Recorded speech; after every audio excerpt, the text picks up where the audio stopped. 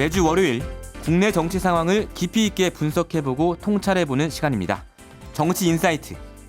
정치 분석가이신 정치 컨설팅 그룹 민의 박성민 대표 나와 계십니다. 대표님 안녕하세요. 예, 안녕하세요.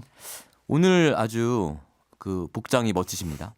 감색 양복에 와인 색깔 그 넥타이까지 해서 굉장히 잘 어울리시는데요. 감사합니다. 평소에도 항상 세련되게 옷을 입고 다니세요. 나중에 보이는 라디오 하면 청취자분들이 확인하실 수 있을 겁니다. 자, 오늘 얘기는 자유한국당의 전당대회 얘기입니다. 지금 지난주 목요일에 합동연설회를 했고요. 어제 2차 TV 토론은 아니고 이제 인터넷 토론 이걸 했는데 뭐 어떻게 보셨습니까? 과거에 이제 보수 정당의 전당대회하고는 예. 비교할 수 없을 정도로 예. 당이 그냥 굉장히 빠른 속도로 예. 우경하고 있다, 구구하고 있다 이렇게 보입니다. 예, 예. 과거에는 뭐 지금 5.18 겸해 발언도 지금 문제가 되고 있지만 예. 합동연설회나 TV 토론회에서 예. 뭐 대선 무효 네, 주장도 나오고 예, 예. 문재인 대통령 퇴진운동 하겠다. 네. 또 심지어는 뭐 이대로 가면 고려연방공화국이 된다. 그렇죠. 이런 최고위원 중에 한 분이 한 분이 그렇게 예. 얘기도 했는데 예. 그러니까 이런 발언들은 뭐 사실 과거 전당대회 때는 있을 수가 없는 거 아닙니까? 그러니까 이번 전당대회는 비대위가 들어서서 네. 보수가 좀 이제 어떻게 다시 그 재기할 수 있느냐 예, 예. 이제 그런 전당대회였고 예. 그러면 이제 세 가지 질문이 있었을 텐데 네. 지금 자유한국당이 위기라는데 동의하느냐? 동의하느냐. 위기에 동의하느냐. 네. 위기라는데 동의한다면 두 번째 네. 그 원인은 뭐냐? 원인은 뭐냐. 네. 세 번째 해결책은 뭐냐? 어. 근데 이게 이제 논쟁해야 되는 그런 전당대회 아닙니까? 네. 근데 그것은 다 사라지고 예. 지금 뭐 합동연설회의 그 현장 분위기라든가 이런 걸 놓고 보면 예. 거의 뭐 태극기 부대가 장악하고 현장을 장악하고 네, 있는 네. 듯하게 그 보여요. 예. 그러니까 이제 내년 총선을 앞두고 자유한국당이 중도를 놓고 민주당과 경쟁하는 정당이 아니라 예. 태극기 부대를 놓고 네. 대한애국당과 경쟁하는 정당이 예. 된 것 같아요. 이게 굉장히 태행적이죠. 근데 그 방금 말씀하신 세 가지 질문, 이 세 가지 질문에 대해서 사실은 이제 태극기 부대나 혹은 태극기 부대를 상징하는 김진태 의원 입장에서 대답을 해보면 위기에 동의하느냐, 동의한다. 2번 원인은 뭐냐 이렇게 얘기하더라고요. 우리가 제대로 된 이념을 갖고 있지 않아서 어중간하게 행동했기 때문이다. 3번 따라서 해결책은 좀 더 선명한 이념으로 당을 운영하는 것이다. 이런 답변을 내놓는 거나 마찬가지라고 보이거든요. 그렇게 답변할 수 있다고 봐요. 예. 자기 신념이고 가치니까. 예. 그럼 제가 질문을 좀 다르게 해볼게요. 예. 어쨌든 정당은 국민의 지지를 얻어야 되는 거 아닙니까? 네네. 그러면 지금 이 상황에서 또 세 가지 질문 던질 수가 있어요. 네. 자유한국당은 지금 야당이고 도전자지 않습니까? 네. 내년 총선에서 이겨야 될 거 아니겠습니까? 그렇습니다. 그러니까 문재인 대통령이 지금 네. 집권하고 있는 상태에 민주당이 여당인 상태니까 네. 이 야당을 혼자만 있는 게 아니라 지금 바깥 바른미래당도 있고 뭐 또 다른 정당들도 그렇죠. 있는 거 아닙니까? 예. 자, 그러면 예. 도전자 포지션에서는 캠페인을 하려면 정당은 세 가지를 증명해야 되는 겁니다. 네. 오늘 세 가지가 많이 나오네요. 네. 제가 세 가지로 설명하는 걸 좋아합니다. 저도 근데 좋아합니다. 예. 그 첫 번째는 예. 문재인 대통령과 예. 민주당이 네. 대한민국을 잘못 이끌고 가고 있다. 반드시 정권 교체해야 된다. 네. 명분. 예, 그런데 이거는 네. 뭐 자유한국당만 주장하는 게 아니라 그럼 뭐 정의당도 할 수 있고 그렇습니다. 바른미래당도 할 수 있고 예. 민주평화당도 할 수 있고 다 할 수 있는 거 아니에요? 야당이라면 다 할 수 있는 거죠. 예. 두 번째 질문. 예. 두 번째 캠페인의 목표는 뭐냐면 우리가 네. 자유한국당이겠죠. 예. 더 나은 비전과 리더십이 있다. 그거보다 낫다 우리가. 대한민국을 이끌 수 있는 비전과 예. 리더십이 있다. 예.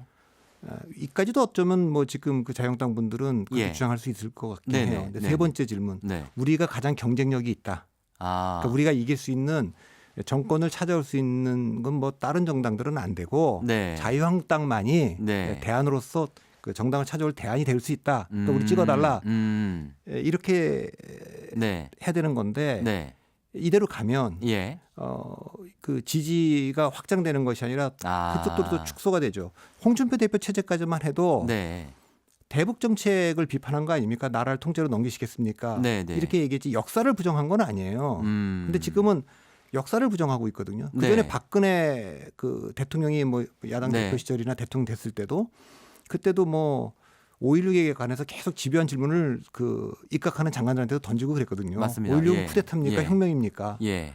그러니까 대체적으로는 그래도 네. 합의된 얘기, 뭐 자기가 뭐 뭐 준비가 돼 있지 않았어. 그 뭐 역사에 대한 얘기를 함부로 하기 어렵다. 이렇게 얘기하는 그런 사람도 분들도 있었습니다. 있지만 예. 대부분은 조윤선 장관이 그랬던 것 같아요. 대부분은 뭐 예. 그냥 그 군사 쿠데타다 이렇게 얘기를 한 거 아닙니까? 예, 예.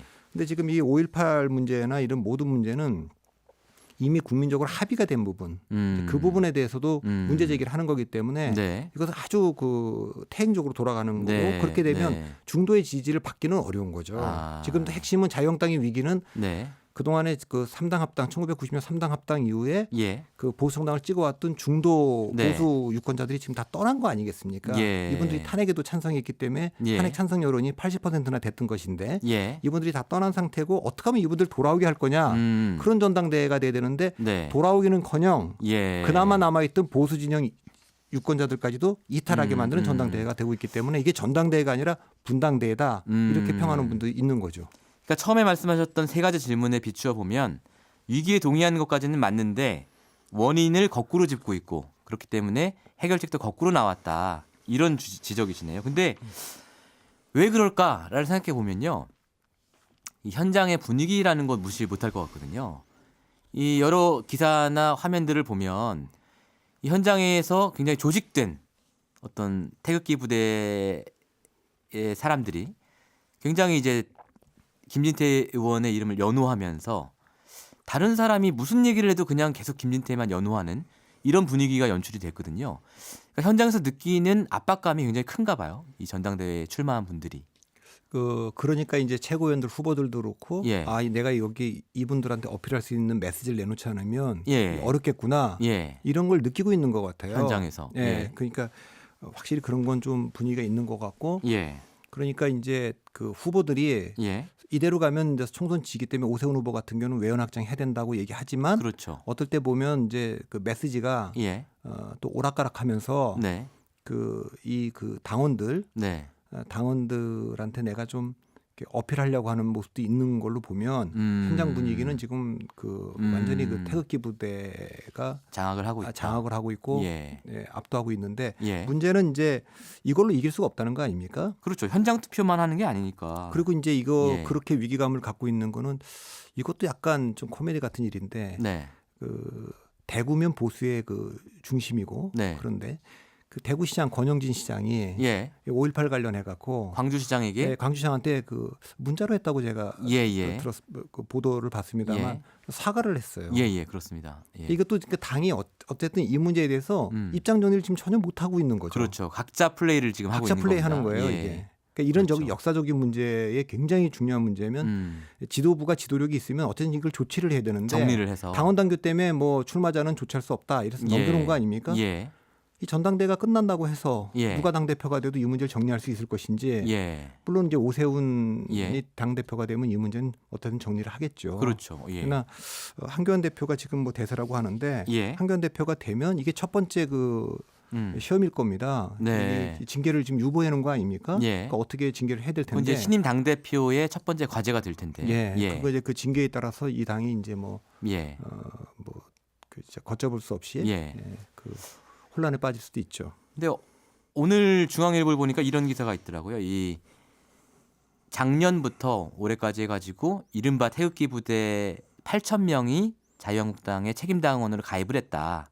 이런 기사가 있던데 그래서 제가 자유한국당 당원이 얼마인가 찾아봤더니요. 당원은 300만이 넘고 책임당원이 33만이더라고요.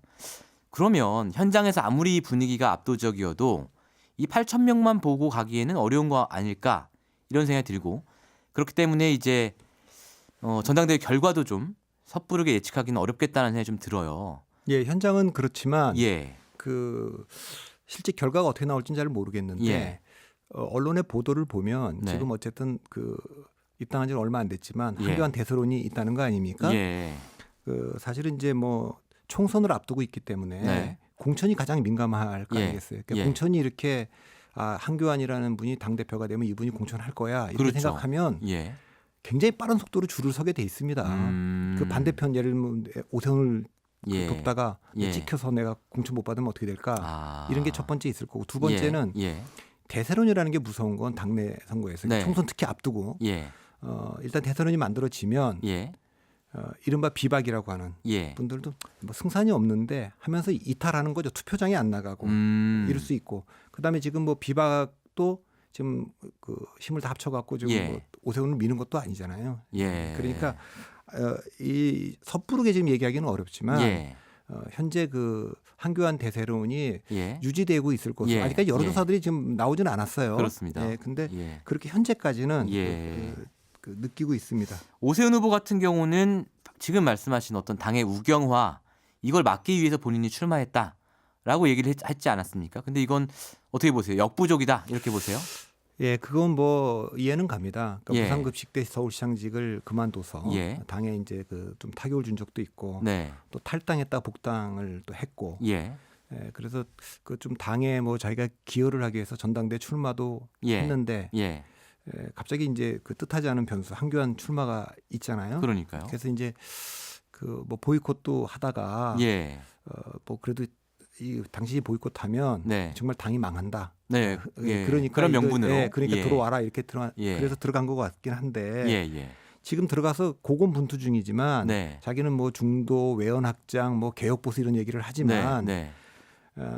그뭐 본인의 메시지도 일관성이 좀 없었고 또 지금 분위기가 그걸로 지금 막을 수 있는 것도 아니기 때문에 자칫하면 지금 그 망해가는 정당에 예. 예. 아주 그 우편향되고 있는 이게 우편향보다 좀 더 심한 표현을 써야 되는데 그렇게 쓰기 예. 좀 어려서 그런데 예. 거기에 그 정통성과 명분만 제공했다는 그 비판을 받을 수도 있어요. 오히려 차라리 만약에 명분을 제공했다. 오히려 네. 보이콧해서 빠졌다면 예. 이 정당이 심각한 문제가 있구나. 네. 그리고 이제 합리적인 사람들은 여기 지금 다 등을 돌렸구나. 예. 이럴 텐데 거기 이제 오세훈 후보가 참여함으로써 예. 최소한의 그 정통성은 확보하게 될 테니까 그림을 만들어줬다 이거군요. 예, 한마디로. 그런 비판도 예. 받을 수가 있겠습니다. 근데 그거에 대한 그 정부적 판단 네. 그런 거는 뭐 했겠죠. 예. 자, 그렇다면 아까 말씀하신 대로 아직은 저희가 선거 결과를 예단하기는 어렵지만 황교안 전 총리가 당대표가 되고 김진태 의원 등 3명에 대한 징계를 하지 못했을 경우에 그때는 이제 자유한국당이 좀 뭐랄까 변화를 맞이할 수도 있는 거 아니냐.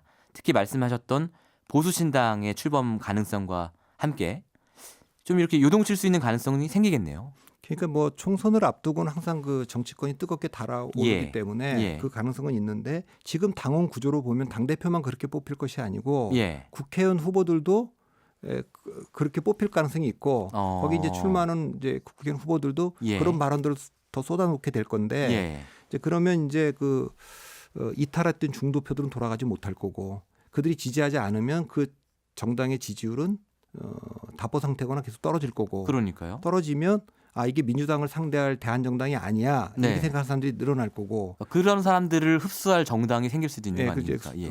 수도권에 그런 정당이 예. 나올 수가 있겠죠. 예. 중도 보수 정당이라는 게 예. 물론 바른미래당이라는 정당이 있지만 네. 바른미래당이 그 지금 존재감이 약하니까 네. 이걸 다 해체하고 제3의 정당으로 예. 해체 모여하는 식의 그 중도 예. 보수 신당이 나올 가능성이 점점 커지고 있습니다. 예.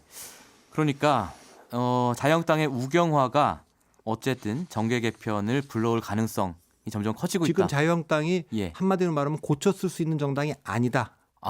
이제 그렇게 판단을 하면 그전에는 그 가능성을 봤기 때문에 지금 네. 오세훈 후보도 전당대에 들어간 예. 거 아니겠습니까? 예. 이건 도저히 이번 전당대를 보니까 이제 불가능하다. 이제 그러면 이제 뭐 새로운 정당을 만들 수밖에 없겠죠. 고쳐서 못 쓰니까. 예. 알겠습니다. 오늘 뭐 말씀 굉장히 귀담아 들으셔야 할 분들이 많은 것 같네요. 자, 지금까지 정치 분석가이신 정치 컨설팅 그룹 민의 박성민 대표와 자유한국당 우경화와 앞으로의 미래에 대해서 저희가 짚어봤습니다. 오늘 말씀 감사합니다. 네, 감사합니다. 평일 아침 7시 20분 시민보의 시선 집중.